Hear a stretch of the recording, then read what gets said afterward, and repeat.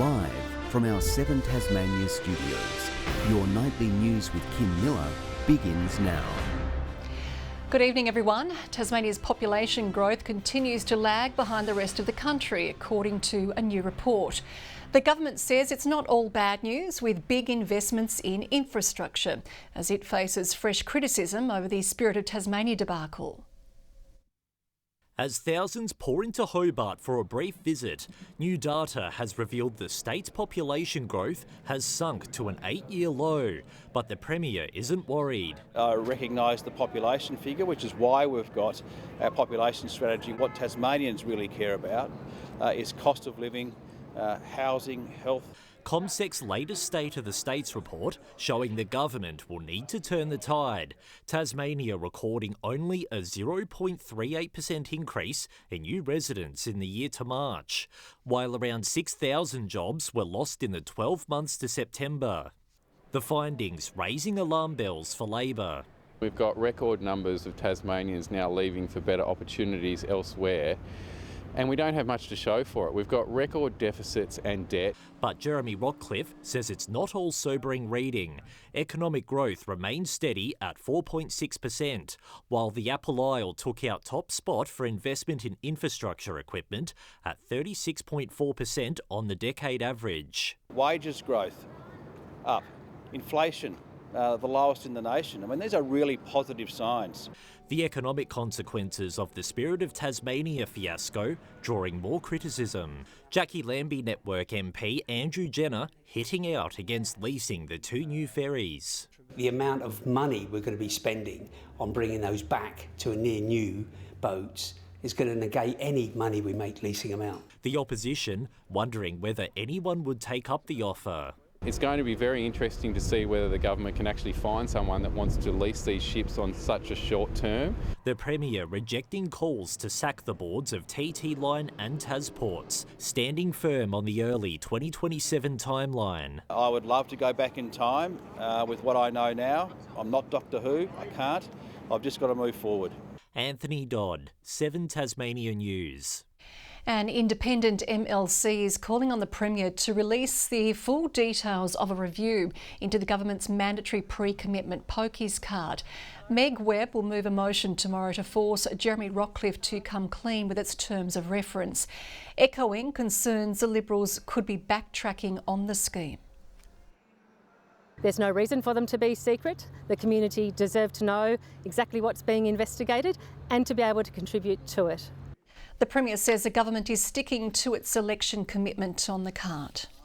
Former Olympic rower Simon Burgess has been handed a suspended sentence after pleading guilty to 3 counts of breaching a family violence order and injuring property in December last year. The court heard he entered the home of his former partner before slapping her 8 times and threatening to choke her. Magistrate Andrew McKee labelling the actions as entirely inappropriate and that the victim feared for her life. Burgess must not commit any punishable offences for 18 months. If he does, he faces 83 days behind bars. And if this story has caused any distress, you can contact 1-800-RESPECT. After almost 2 years, the Launceston General Hospital has a helipad again, marking a major milestone for patient care in the north. The official launch coming at an ideal time with 3 new flight paramedics waiting in the wings. At 24 metres tall, it's out with the old and in with the new. The LGH's helipad cleared for landing. We'll allow one of our ambulance helicopters to land 2 to 3 times per week, providing life-saving care to Tasmanians. The $16 million development's been built to withstand all weather conditions and is complete with an aero bridge connecting to the heart of the hospital, significantly slashing transfer times. It means that patients coming in through the air ambulance have easy access to the hospital and get the emergency care that they need as soon as possible. A lot of time and effort has been put in place to make sure that this is fit for purpose, it is state of the art, and more importantly that it'll last for generations to come. The unveiling almost 2 years in the making. In January 2023, the Civil Aviation Authority tightened regulation, deeming the Ockerby Gardens landing spot not up to scratch.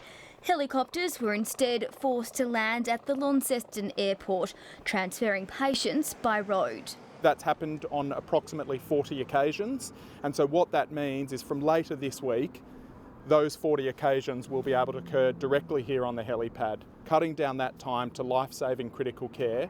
As the helipad is given its green light, 3 new flight paramedics are preparing for takeoff, passing specialist training to join the air ambulance crew. When you join as a paramedic, you should paramedics, these types are like a distant dream, and then over the years you build experience, build training, and then all of a sudden you find yourself, 10 years in on a helicopter. So yeah, it's been amazing. Victoria Easto, 7 Tasmania News.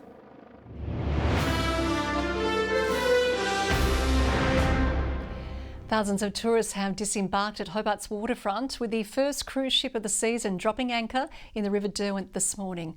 The arrival of the Crown Princess heralding the start of what's expected to be a booming summer season. Making her maiden voyage into Tasmanian waters. Never been here before, which I find amazing. So we're privileged to be here for the first time. The ship is 18 years old. But still in ship shape. The Crown Princess docking in Hobart's waterfront today, marking the start of the cruise season. It's fantastic that the cruise ship season is now open. Some 3,000 disembarking the ship and pouring into the city, while others enjoyed their time staying on board. It's our first cruise ship ever. My husband decided to book this little cruise, and this one brought us back here, and this is where we had our honeymoon in Tasmania. The first of many vessels set to grace Tasmanian ports between now and May next year. We're going to be a half a dozen times, I think, in this season. This season set to bring more than 260,000 tourists to the Apple Isle, as well as 10,000 crew. A major boost for visitor numbers and the local economy. $30 million is injected into the economy with those many thousands of people. The ship visits also putting the winds in the sails of our tourism and hospitality industries. They're going to spend money, but they're also importantly going to disperse regionally. Really excited about getting these people on shore and having a look around the great state Tasmania, but also getting into some of our great hospitality venues. Last year's cruise season injecting around $144 million into the Tasmanian economy, with this year set to be another buoyant one. Rebecca Gadineris, 7 Tasmania News. In some encouraging news, dangerous forever chemicals found in drinking water interstate have not been detected in samples taken here.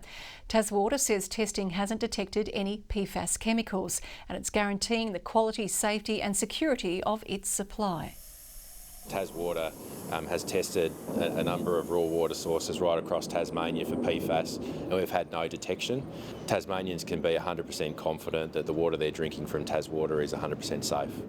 The water body delivered a net profit of just over $32 million in the past financial year, while investing in a record capital investment program of more than $250 million. One of the country's top life-saving groups is raising the alarm on the number of children at risk around water. New figures revealing a staggering 40% of kids are leaving primary school without crucial survival skills. For Tom Garwood, swimming lessons are about more than learning the right strokes. Water safety is what we're about. It's like teaching kids obviously the strokes of swimming, but also what to do if something does unfortunately happen. Launceston Swim School's been arming children with the skills they need for 20 years. They know not to panic, they know what to do in those environments. But worrying new figures show 40% of kids can't swim 50 metres by the end of grade 6. It's a serious problem. If you think of children going out in boats, on kayaks, quite often they're more than 50 metres from shore. Royal Lifesaving raising the alarm, with teenagers still at risk of drowning. Children and young adults between 10 and 20 years of age are at really high risk of becoming in trouble in and around the water. But a shortage of swimming instructors is leaving learners high and dry. Like if we had more teachers, we'd be able to put more classes on. A state government initiative guarantees students from grade 3 to grade 5 get 10 days of lessons each year. But parents are being warned it might not be enough. We also need the parent and carer support to get these children to the pool and to make sure that they are learning swimming and survival skills. To make sure everyone makes a splash. Annie Green, 7 Tasmania News. Well, more Tasmanian families are feeling the effects of financial hardship. with a new report on the cost of living crisis released by Anglicare. Stretched Too Far highlights the necessity for families to have access to secure housing, affordable food and medical care. Taylor Mulder has a 3-year-old son and a baby on the way. She and her partner both work, but it's often a struggle to make ends meet. So I think for us the main thing is the unexpected costs that come. So those increases in groceries each week where you set a budget and you don't realise that you're going to need an extra $50 for the week. A new report revealing the cost of living crisis has pushed many Tasmanian families into deeper disadvantage. 56% of Anglicare's clients are living below the poverty line. The report's author says families are facing real hardship. Parents are struggling to shield their children from the effects of financial hardship because they have bills such as groceries, housing, medical, and without enough money to cover all of those, they're starting to have to prioritise. Anglicare is now providing assistance to families that have previously been able to manage their finances, including dual income families, many unable to afford their rent or mortgage repayments. Safe, secure, affordable housing has to be the number one priority, particularly those families who are in private rental, are faced with ongoing rent rises that is just eroding their budget still further. I know many families who are struggling with the financial demands and the pressures of what it's like to have children, as well as, keeping the roof over their head. Melinda Ogden, 7 Tasmania News. More Tasmanian social homes will soon become safer and more energy efficient, with $20 million going towards general maintenance, replacement of gas heaters and upgrading of hot water systems to existing properties. Comes as the state government continues a focus on building 10,000 homes in 10 years. Is our delivery of new social and affordable housing, and this is us maintaining our existing stock and making sure that it's up to standard. We typically get around 60 homes a month that become vacant, and we'll be able to put that money into those homes. All works will be completed before tenants move in.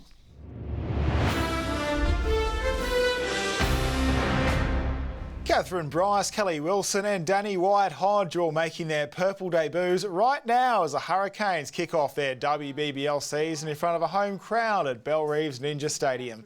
In her second stint in Hobart, international draftee Chloe Tryon opening alongside Lizelle Lee.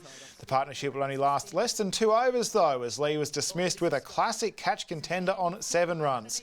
After 7 overs, the Canes are 1 for 47. Sydney Thunder are yet to bat. To the Canes men's now, and 2 of them are being called on again for the Aussie T20 team. Tim David and Nathan Ellis, part of the 13-man squad for next month's internationals against Pakistan. The Aussies are still hunting for a skipper for the 3-match series, which wraps up at Ninja Stadium on November 18. The Tigers women are on the board in the Hockey One, recording their first win of the season in Adelaide.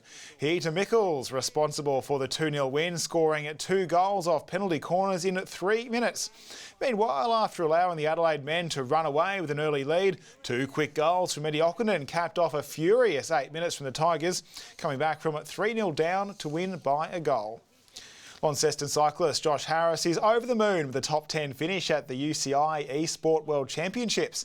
Head-to-head with the world's best of the 3-stage virtual race in Abu Dhabi, Harris coming in 8th with what's being described as a tactically astute performance. Despite a sluggish swim leg at the Ironman World Championship in Kona, Hawaii, 41-year-old Tassie triathlete Cam Worth has called on his cycling experience to record the 6th fastest bike split and jump from 40th to 18th. But it was the run leg where he blitzed the field, completing the famous course in 7 hours 51 minutes for 7th place. Yeah, literally got blown out of the water in the swim. I was further back than full back there. I thought, well, I'm going to have to try and ride hard or run really well, one of the two, and try and put myself back in the race somehow. I'm certainly not a quitter.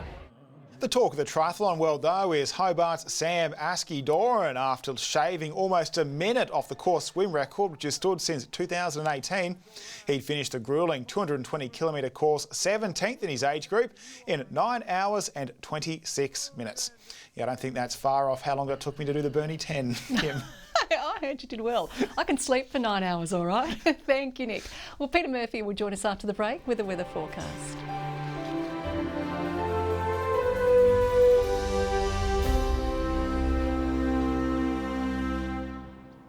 Good evening. Hobart 16 today, Launceston 19, Devonport and Burnie 18 degrees. 19 was the high. That was also recorded at Cressy, Friendly Beaches and St Helens.